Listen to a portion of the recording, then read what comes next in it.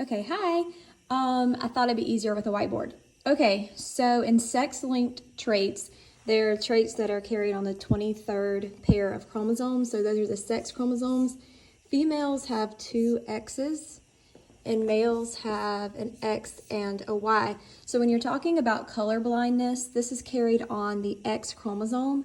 It's never carried on the Y chromosome, and that's because the Y chromosome is substantially smaller than the X. So really, he's just hanging out over there.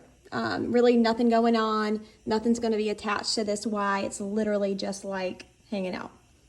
So color blindness is a recessive trait. So I'm going to use the letter B. It's a recessive trait. So that means if a dominant letter is present, this will hide.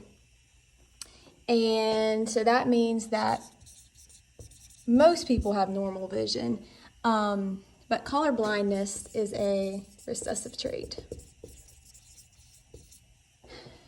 Okay, so your problem says that there is a heterozygous female. And hetero means different. So if she has a heterozygous genotype, that means that her alleles, or her little letters, will be different. If she were homozygous, it would either be like this, and she would be normal, or it would be like this, and she'd be colorblind. And I know that because she would not have one of those big dominant alleles to take over and make this little one hide. But I know that this is not her genotype because she's not colorblind, and I know this is not her genotype because it says that she's heterozygous. So hetero means different. These letters are different. I say sizes when I tell my students. Okay. Men, because nothing is carried on this Y ever, are either colorblind or they're not. They're not even carrying this little allele.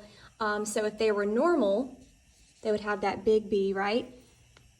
But it tells you in your problem that the male is colorblind. So we're going to put the little b. So these are our 2 genotypes. So we've got X big B, X little b, X little b, Y. So then we'll just do our Punnett square to determine the genotypic and phenotypic ratio. So let's fill this. I'm going to get a different marker so it stands out a little bit better. Okay. So I'm going to do my X big B, X little b. That's my mom's genotype.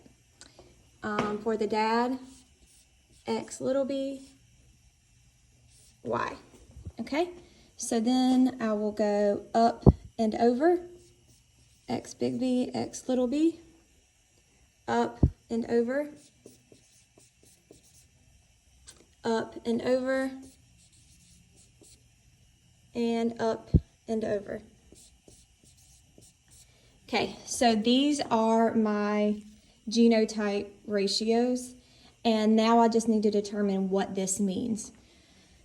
So that means if this couple right here, sorry, I'm opening another marker. If this couple right here has a kid, there's actually a 50% chance that kid will be colorblind.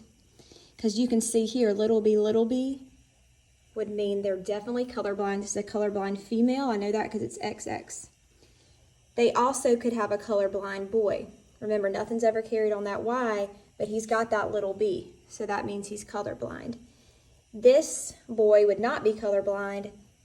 This girl would also not be colorblind because this is present, which makes this little allele hide. But she could potentially pass on colorblindness to her kids because she's a carrier like her mom is. So the answer would be, this is your Punnett square, and your answer would be there's a 50% chance of having a colorblind child. I hope that helps. Sorry it was kind of long.